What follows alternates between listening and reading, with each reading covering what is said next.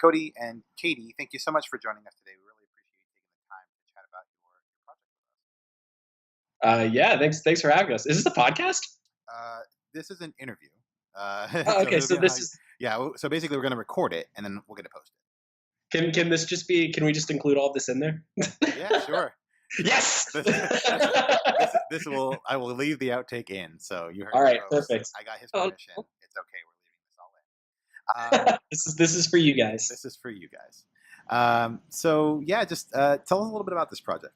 Where did the idea for No Mercy for Lorne Hope come from, and how long have you been working on I guess the idea started, that would be me. It actually started with the Bare Hands character, kind of like how we mentioned in the Kickstarter. I was just making OCs for fun and because I like puns. We were having a good time. And then we went to PAX and got really energized by seeing all the other games. And then came back and started like low key working on a game because everybody was like really pumped. And Yeah. I don't know. I just wanted to make something to beat things up with, pretty much. Yeah. To be honest, our Kickstarter video kind of nails it, where it's just kind of like Katie started working on the project, just like kind of started drawing some characters that she thought were funny and puns, and then just like slowly it started to overtake the office Yeah, until it was it originally became going to be a side project that I was actually going to use to try to teach myself code, but realistically speaking, the game would not be remotely close to what it is now with if I had gone that route. it? So Yeah, I you're got like a coding 101 video game versus yeah. basically would have been like baby's first video game versus what it is now. So it's yeah. good. Other people This helped. is you heard it here first. No Mercy was originally a Flappy Bird clone Yeah, it before would have been before our bad. programmers got a hold of it. Oh, that's awesome. So it is a brawler style game. What do you think? What do you think sets it apart from other brawlers? What do you think like will really? Obviously, that we'll get to the art in a second, but what other elements of the game do you think will make people kind of stop and be like, oh, that's really interesting? Yeah, totally. So we there's a few things. So I grew up with the Sega Genesis. I was totally like the Genesis kid. And so I grew up playing like Golden Axe and Streets of Rage and the classic brawlers, going to the arcade and playing like the Simpsons arcade game. And so when the project evolved into this brawler, one of the things that you see it in like a few games, and of course I'm blanking on. There's a really good SNES brawler where they have the 5 different classes that you can choose as, and each of those characters kind of play a little bit differently. But we wanted to take that and really push it forward. And this idea of having this cast of playable characters that play completely different from one another, but like still have the same basic move like set.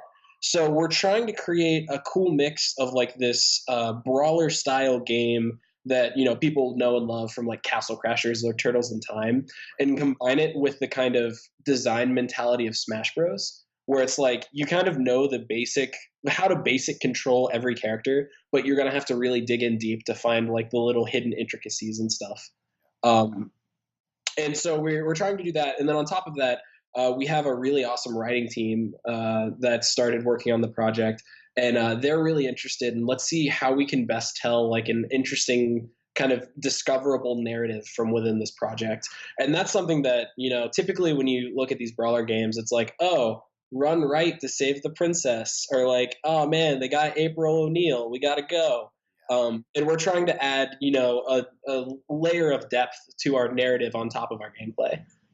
And so those are kind of the two main things. And we're talking about a couple other like kind of interesting gameplay ideas and testing those out. But the two like core focuses that we're at right now is let's focus on creating like an interesting narrative to kind of help people stay, and then like let's focus on creating these different characters that maybe I really like to play, or one of our main characters, Elliot, but Katie really likes to play, Eloin, who is the first character who we created for the game.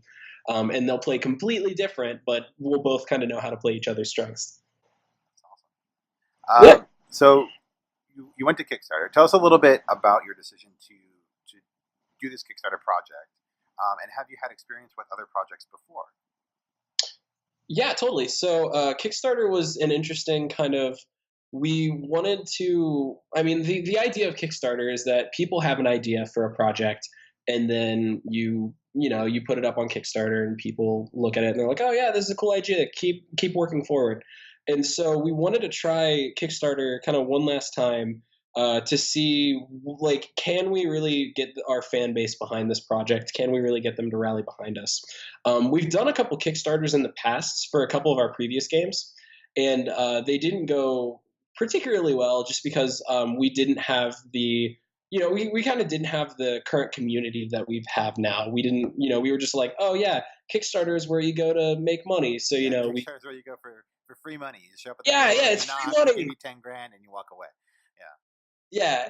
And so we kind of wanted to, step back and really approach it. So we actually were lucky enough. One of our team members kind of took it on our shoulders to kind of do a lot of the forefront planning of the Kickstarter and making it as good as it is now.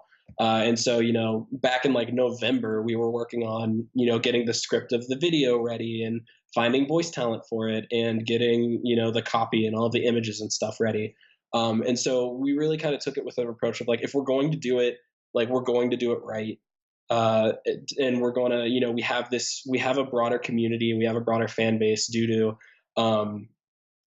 pushing No Mercy early to Katie's audience, which I'm sure you could talk a bit more about, and then also just having a bunch of connections through a gaming expo that we host every year called GDEX, and kind of that's helped to broaden our community, and that's kind of, I think, why we've become so successful.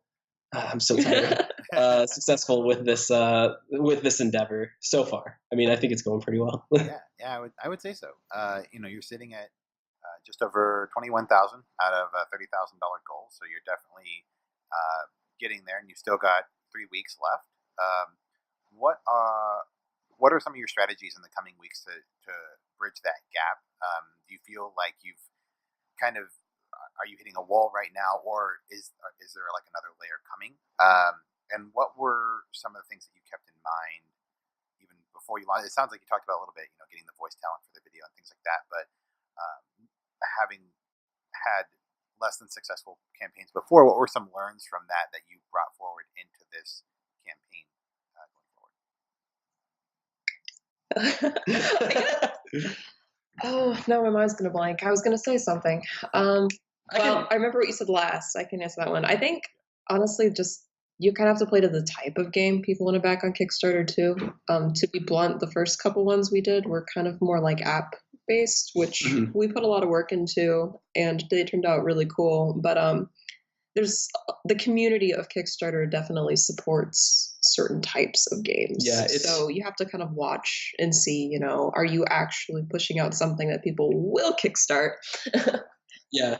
And that's the big thing. One of our design philosophies here at Multivarious is that we're very strong with like, we only want to make games that we would want to play. So we have a sense of pride with all of our projects, but we've learned over the years, like Katie was talking about, it's much easier to kickstart a narrative-based brawler than it is to kickstart, a mobile puzzle game. And so we've kind of learned those lessons. And like I've mentioned before, kind of just building up an audience before the Kickstarter went live instead of trying to just rely on family and friends to push us through. Yeah. Like I do. I don't think that would work for me. I'm thinking I have like 4 people. I don't think they would back me at like $5,000 a piece. That'd be pretty tight stretch, I think. It's only 5 of you, so I need $5,000 from each of you. I launched the Kickstarter, and then people are like, "Wow, it hit 100% with 5 backers. That's incredible." Thanks, Mom. Yeah. Your average donations are through the roof. Yeah. No, definitely. But yeah, as far as bridging the gap goes, we're doing so right now we're working on kind of our press and our like YouTuber push. And so actually that was pretty awesome that you reached out to us, because that's one less person that we had to send a cold call to. Found us. That's cool. Yeah, it's really exciting. So we're doing a lot of interviews like this, or we're trying to get a lot of interviews like this lined up. I actually earlier, like a couple hours ago, so we're based out of Ohio, and we're actually right outside of Ohio State's campus. So I was actually doing a talk with our campaign manager about best practices and what we've learned from doing our Kickstarters to the OSU Game Creation Club like 3 hours ago, to kind of just help get some word of mouth and get people excited. And then yeah, just pushing to YouTubers and stuff like that. And then Katie, you have something coming up on Friday to help us. I stream on Twitch. So this Friday, I'm actually streaming for 12 hours straight and doing like requests for people who've backed. So basically, if you back the Kickstarter, you enter like a drawing raffle, and we'll be pulling random names from Kickstarter backers, and then I draw like sketches live. And we've already done it once, and it went over pretty well. So I'm gonna do that again and try to build up more hype. Awesome. It's a long stream. Actually, we're transitioning a little bit over to Katie, anyways. In terms of the art, right? Because the art is really the big draw. I feel like it's a major base or foundation for the supporters for No Mercy so far. I guess what were some of your inspirations? We talked a little bit about Cody and how he played Golden Axe and Streets of Rage and sort of the idea behind the brawler and the mechanics. Where were some of your inspirations for your art style? Where did they come from? And how did you build the base that you have now for your art? Well, No Mercy's kind of cool because pretty much I get to do whatever I want, however I want. So that's the perk of being the only artist on it.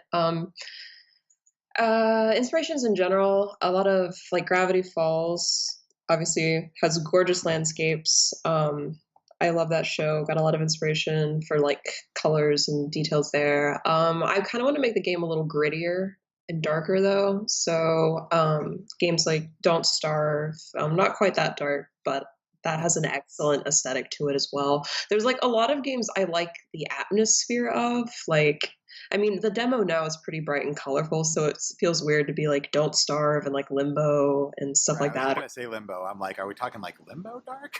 Or, yeah, but it's gonna get there. Like that's one thing I wanted to make it basically just feel like you were playing a painting because it's an unusual style to have a brawler in, so much like hand drawn art and so much like aesthetic art into something where we're essentially just going to cram as many enemies and blood and beat them up as we can.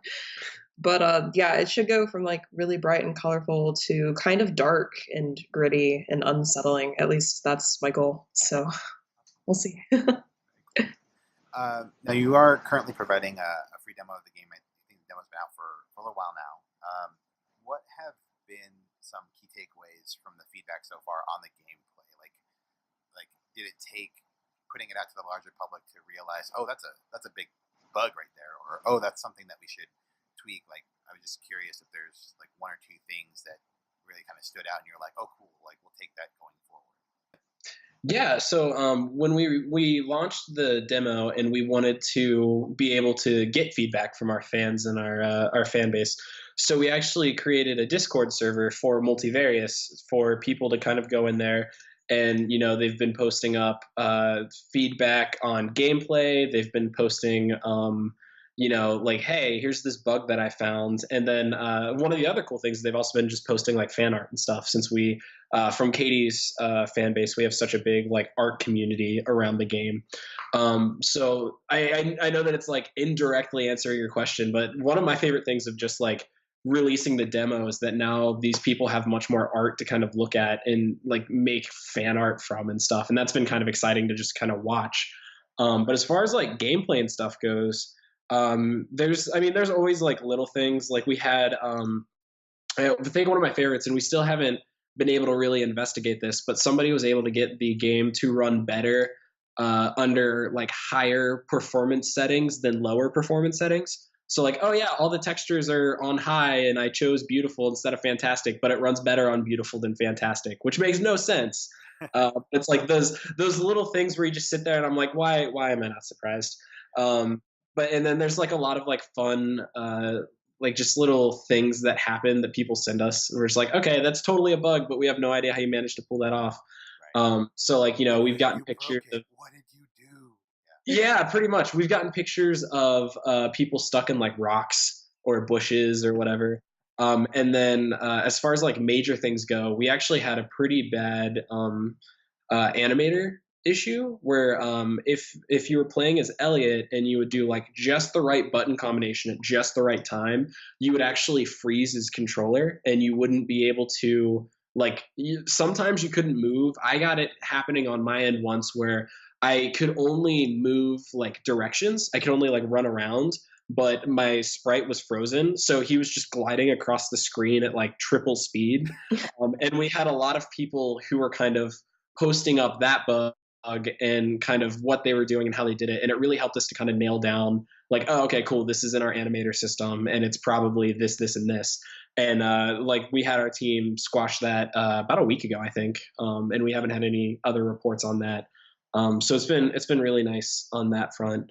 And then I think my favorite intentional, unintentional bug that's been picked out so far is that we had one of our enemies in the first level is actually spawned outside of the map. So it looks like he's just stuck in the bushes trying to get you. So it just looks like there's this like, it looks like we have a smoke monster that's just like trying to like go through the bushes to attack you, but you can't. And it kind of became an inside joke on our Discord server of like, oh yeah, it's just the bush smoke. Don't worry about it. It's fine. Smoke can't make it through the bush somehow. Yeah. He's just, it just gets stuck there. It's not a bug, it's a feature. Yeah. It just gets stuck there. And it got to the point where like internally we were just kind of like, you know what, this is our demo. It's nothing too major. Like this is fun. Let's keep it in. So there's like a little zoo of just a little smoke that you can go visit, and he can't hurt you, but you can't hurt him. So he's your friend. Are there any other things that you'd like to mention before we wrap up? Obviously the plug would be your Kickstarter, which we'll definitely post up here, and your Discord server. We'll make sure that gets posted as well. But anything else you want to share? How are you today? I'm doing all right. Good. That's always important. That's really important. Yeah. I think it's the Eastern Standard Time. I'm on Pacific. I'm always so greedy. Like when I'm scheduling these interviews, I'm like, this is a perfectly convenient time for me, and they're like, it's 2 a.m, and I'm like, that's too bad. Yeah. Lucky for us, it's only 10:30. But I just got home from a road trip late last night, and Katie's been on a crazy non-sleep need to get art done bender. So we're in a good state right now. Awesome. I mean the main things, I'm gonna steal you back for a second. The main things is just if people want to go in, you mentioned earlier we have our demo. Go in there, be as brutal as possible. Like people are really afraid to. We found that a lot of people on our Discord server are afraid to like give us criticism and feedback, and it's like, no, like this is exactly what we need to hear. Like tear the game apart so that we can help make it better. So other than the normal like, join our Discord and give us money, but like we listen is the biggest thing. It's like, please critique us because we listen and take your feedback into consideration. Yeah, one of our programmers, his entire job, or not his entire job, but one of his jobs is to just constantly scroll through our Discord and our support channel and look through like the bugs and add them to our task management software so that we can go through. And then him and I sit down. We actually sat down earlier today to just talk about like, okay, what is this bug? Like, how can we fix this? Is there a reason to fix this? Is this funny? Like maybe, and we can get. Yeah. So like we actively listen, and we want as much feedback as possible because we're in like a good state for No Mercy, but we're still in an early dev state. So as much like we just want to get as much information as possible from our players to help make this game even better. So tear our game apart, burn us down gently. Tear us apart. All right. Well, Cody and Katie, thank you guys so much for taking the time to chat about your project tonight. We are definitely looking forward to seeing where it goes. Really hoping that you hit that 30,000 and put out an awesome brawler for us all to play. Awesome. Well, thank you so much for having us. Yeah, thank you.